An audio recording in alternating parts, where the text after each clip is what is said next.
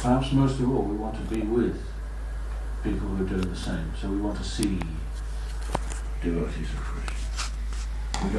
We're not concerned about the external dress. We want to see the soul within serving Krishna. Nothing can be more inspiring.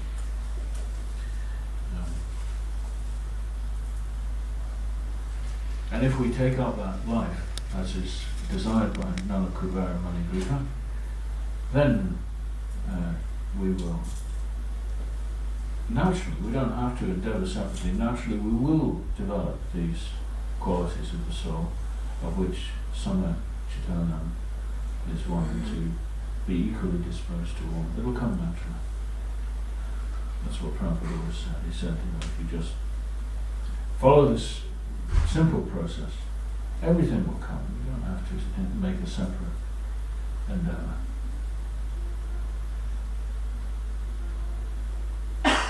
So then Krishna, so Krishna is saying to them that actually what is the secret? They've done all these austerities, and as in the form of trees. And why is that? Is because Narada Muni cursed them. And so Krishna wants to make the point that it is the association of the devotees, simply the Samachitanam, Sutaram, Kritatmanam, these persons who are equally disposed to everyone and who are completely absorbed. This is a rare person we're describing here, completely absorbed in the service of Krishna. Darshanam, just seeing such a person, no bhaved bandha, releases you from the bondage of material life. It unravels. Pungsho kshna. Akshna means the eyes. So pungsho kshna, the eyes of a person. Savitur yata. Savitur, does anyone know what Savitur? Can anyone remember the meaning of Savitur? Any Brahmins among you? Chant the Gayatri mantra. Savitur is the sun, upon which we meditate daily when we chant the Gayatri mantra.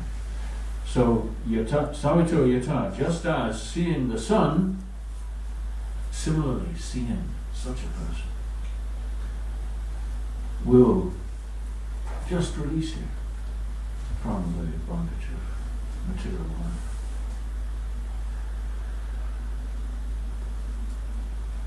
And how extraordinary that Krishna should be saying this. Wow. Anyone see the irony of this? Krishna is saying, how are you going to get released from bondage? And what is the position of Krishna at this moment in time? He's in bondage. He's tied up.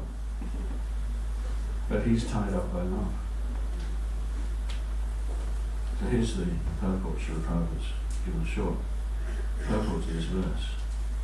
As stated by Chaitanya Mahaprabhu in the Chaitanya Charitamrita when he's teaching Sanatana Goswami, Sadhu Sangha, Sarva Shastra Kaya, Lava Matra Sadhu Sangha, Sarva Siddhi Hai. This is a verse for all those learned memorizers of verses. Beautiful verse from the Chaitanya Charitamrita.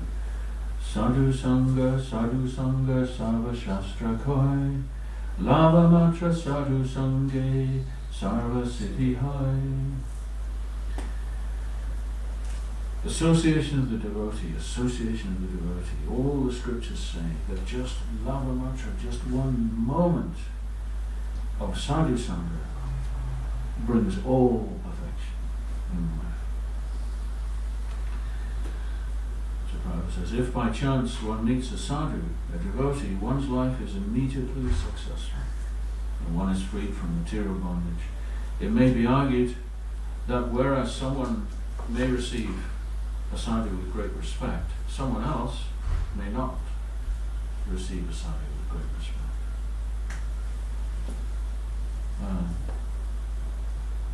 seen that with Srila Prabhupada. You know, you'd think anyone would meet Srila Prabhupada, they would immediately just be overcome. Not so. Some people met Srila Prabhupada and they couldn't appreciate his greatness. I'm sure that nobody would have met Prabhupada and forgot him quickly, and he must have profoundly affected all. But Prabhupada says a sadhu is equipoised toward everyone. So it doesn't matter if you approach a sadhu with great respect, or with disrespect, or just disinterest. The sadhu will be equipoised. Because of being a pure devotee, a sadhu is always ready to deliver Krishna consciousness without discrimination. As soon as one sees a sadhu, one naturally becomes free. Nonetheless, so how is it that some people, even though they met Prabhupada, even though they meet other sadhus, they remain bound up? Prabhupada says, nonetheless, persons who are too offensive, who commit Vaishnava aparad or offences to a sadhu, okay, they still get the benefit, but it will have to take some time after being rectified. So that's exactly what happened in this story, isn't it? Because we heard how Managriva and Nalakuva, they saw Narada Muni. So that's that moment, you know, that moment of association. And totally failed to recognize him for who he was and to treat him with any regard at all. And so he cursed them. And the devotee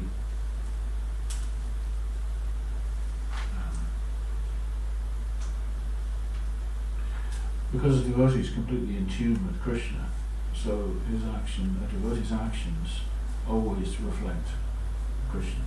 So Narada Muni's response was not out of personal anger, but because he was in tune with Krishna, he simply gave the appropriate response, which is that he cursed them. Can anyone remember, we've been reading this story all month, and I haven't been here for all of it, that when Narada cursed Manigriva and Nalakuvara, he did explain to them why he was cursing them to be trees, I believe.